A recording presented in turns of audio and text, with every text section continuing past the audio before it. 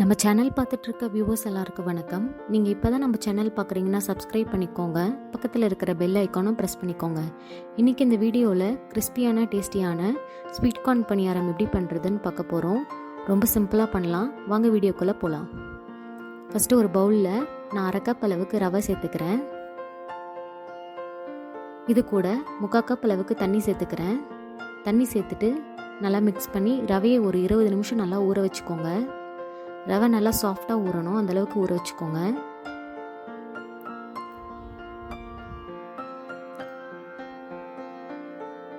இப்போ ஒரு வானலில் கொஞ்சமாக தண்ணி சூடு பண்ணிக்கிறேன்.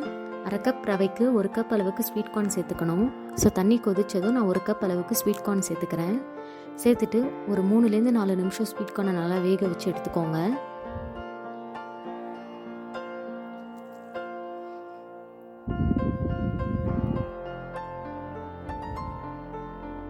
ஸ்வீட் கார்ன் வெந்ததும் இதை ஒரு மிக்ஸி ஜாரில் ஆட் பண்ணிக்கோங்க. இதை நல்லா இந்த மாதிரி அரைச்சி எடுத்துக்கோங்க.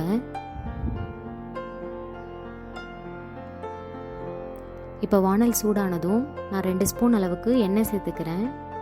எண்ணெய் காஞ்சதும் 1/2 ஸ்பூன் கடுகு, 1/2 ஸ்பூன் உளுந்து சேர்த்துக்கிறேன். 1 ஸ்பூன் அளவுக்கு கடலைப்பருப்பு சேர்த்துக்கிறேன். இதை நல்லா செவக்க வறுத்துக்கோங்க.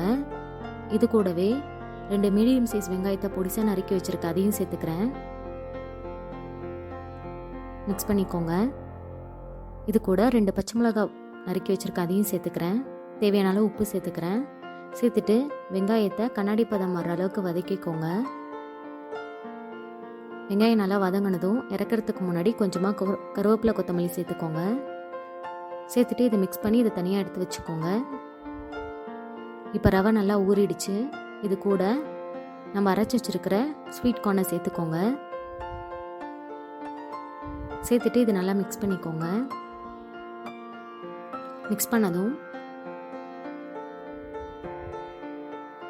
நம்ம வதக்கி வச்சிருக்கிற வெங்காயத்தையும் சேர்த்துக்கலாம். சேர்த்துட்டு இதையும் நல்லா மிக்ஸ் பண்ணிக்கோங்க.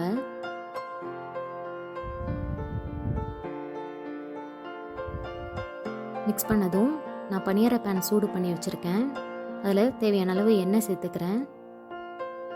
எண்ணெய் காஞ்சதும் நம்ம மிக்ஸ் பண்ணி வச்சுருக்கிற குழிப்பணியார பேட்டரை இதில் சேர்த்துக்கிறேன். சேர்த்துட்டு இதை மூடி நல்லா கோல்டன் ப்ரௌன் வர அளவுக்கு நான் வேக வச்சுக்கிறேன். இப்போ ஒரு சைடு நல்லா வெந்துடுச்சு. இதை திருப்பி போட்டுக்கிறேன்.